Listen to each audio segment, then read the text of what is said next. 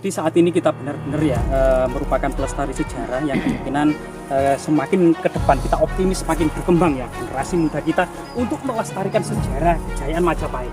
Jadi di bawah bunga bougainville ini struktur-struktur ada sebuah arsitektur semacam pondok bagaimana terowulan itu caitra wulan, ada pinggiran-pinggiran candi yang sebenarnya teknologi material penggunaan batu andesit balok-balok batu candi ini memang menyeruak ya bagaimana kemudian Borobudur Prambanan ini salah satu contoh kemegahan dan kemajuan teknologi dalam menggunakan batu andesit. Jadi batu kuno yang disebutkan untuk melapisi bagian atas agar tidak subur itu akan kuat terokur dari adonan batu bata kuno.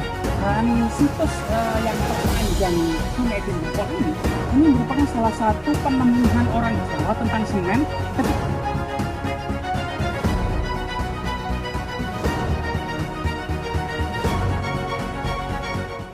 saat ini kita benar-benar ya merupakan pelestari sejarah yang kemungkinan semakin ke depan kita optimis semakin berkembang ya generasi muda kita untuk melestarikan sejarah kejayaan Majapahit. Jadi di bawah bunga bougainville ini ada beberapa tumpukan batu bata kuno. Nah, batu bata kuno berbagai macam ukuran, tapi rata-rata itu 4 cm ya sampai 5 cm. Nah seperti ini itu 4 cm.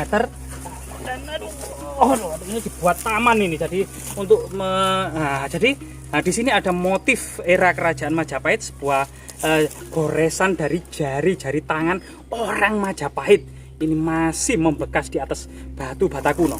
Ketebalannya itu sekitar 3 cm ini dalam kajian batu bata kuno itu merupakan batu bata kuno era kerajaan Majapahit ya, abad ke-13, ke-14, ke-15 sampai ke-16 ya. Nah ini era-era kerajaan Majapahit. Dan di lokasi ini yang saat ini memang menjadi kebun dan banyak tanaman mangga, pisang dan rumput gajah ini.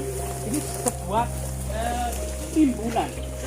timbunan yang ternyata di jalannya ini ternyata ada sebuah struktur, ada sebuah arsitektur semacam pondasi yang tersembunyi di dalamnya, ada jejak-jejak istana kerajaan Majapahit. Nah, misalnya di sini. Nah, di atas ini tanah ini ya. Ternyata jika digali gitu ya. Dalamnya ada tembok batu bata merah sebagaimana Empu Prapanca dalam kitab Negara Kertagama yang ditulis Pasha Hayam Wuruk tahun 1365 mengatakan bahwasannya istana Majapahit kutanya Batabang, Umider, Makandel, Aruhur.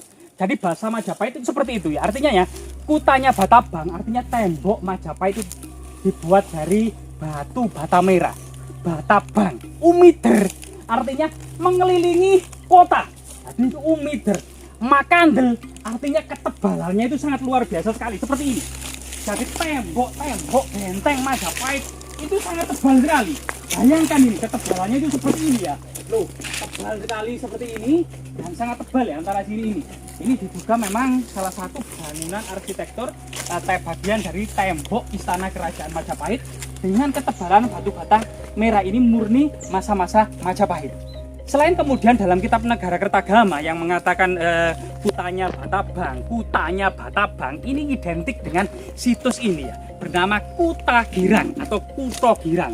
Kemungkinan kuta itu juga hubungannya dengan tembok batu bata tadi, kutanya Batabang. Nah, Girang itu kemungkinan kesenangan-kesenangan atau kemakmuran ya. Sebagaimana terowulan itu caitra wulan. Artinya bulan purnama. Artinya ibu kota Majapahit itu sebuah kota yang terang benderang seperti bulan purnama yang menyinari kegelapan malam. Jadi luar biasa sekali ya. Dan di sini memang bayangkan ini di dalam tanah ya. Sekitar terpendam sekitar setengah meter sampai 1 meter dan luar biasa sekali ini. Selain itu juga selain batu bata ya, ternyata arsitektur kota-kota Majapahit ini juga menggunakan batu andesit atau balok batu andesit. Entah ini juga memiliki masa lalunya merupakan sebuah candi atau istana ya, atau memiliki kedudukan profan sebagaimana istana atau kedudukan sakral sebagaimana candi, karena di sini ada pinggiran-pinggiran candi yang sebenarnya teknologi material penggunaan batu andesit sebuah balok-balok batu candi ini memang menyeruak ya bagaimana kemudian Borobudur, Prambanan ini salah satu contoh kemegahan dan kemajuan teknologi dalam menggunakan batu andesit. Tapi kemudian entah sebab apa di Jawa ini mulai abad ke-16, 17, 18 hingga saat ini teknologi penggunaan material batu andesit kotak-kotak balok-balok seperti ini itu kemudian lenyap. Artinya memang kita tidak bisa memungkiri teknologi pada masa kuno banyak sekali yang hilang atau dikenal dengan sains yang hilang ya pada saat ini. Nah, salah satu tembok yang lainnya seperti ini ya. Nah ini. Jadi masa lalu itu tidak dikenal adanya semen. Jadi dikenal ada istilah namanya sistem kosot. Jadi dengan air gitu ya, air kemudian antara batu bata yang satu dengan batu bata yang lain itu digesek-gesek, kemudian mengeluarkan semacam bubur batu bata yang bisa merekatkan antara batu bata yang satu dengan batu bata yang lain. Salah satu yang lainnya itu memang seperti di situs yang baru-baru ini, saluran terpanjang di Gempol itu ya, itu ada semacam semen yang terbuat dari batu bata kuno yang dilembutkan untuk melapisi bagian atas agar tidak struktur itu akan kuat kokoh, agar kemudian bagian atas ini karena memang banyak hal alam ya, fenomena alam baik itu angin, hujan, terik matahari, banjir bandang itu yang bisa merusak lapisan atas itu dilapisi dengan semen kuno yang berupa campuran dari pasir, kemungkinan kapur, kemungkinan dicampur kemudian bubur dari adonan batu bata kuno. Dan situs yang terpanjang Sungai Dinggempol ini merupakan salah satu penemuan orang Jawa tentang semen ketika bangsa Eropa belum menemukan semen. Dan ini luar biasa sekali kan gitu ya. Nah, tembok-tembok ini bahkan memang sampai ada istilah itu seperti di Turki itu ya, benteng-benteng itu ternyata dibangun dengan adonan telur. Jadi sama, di Turki itu pasir, kapur yang lembut itu ya dicampur dengan telur agar mudah lunak dan bisa merekatkan tembok batu bata dan batu-batu. Entah kemungkinan di Jawa apakah memang dicampur dengan telur ya, kita juga tidak tahu apakah sistem kosot atau memang ada semen yang terdiri dari campuran pasir, kapur dan lembutan atau bubur dari batu bata ini kemudian dicampur dengan telur. Nah, ini juga masih menjadi perdebatan dari para ahli. Bahkan memang kalau di sini memang batu batanya sudah remuk gitu ya, karena memang tertimbun sekitar 1 sampai setengah meter.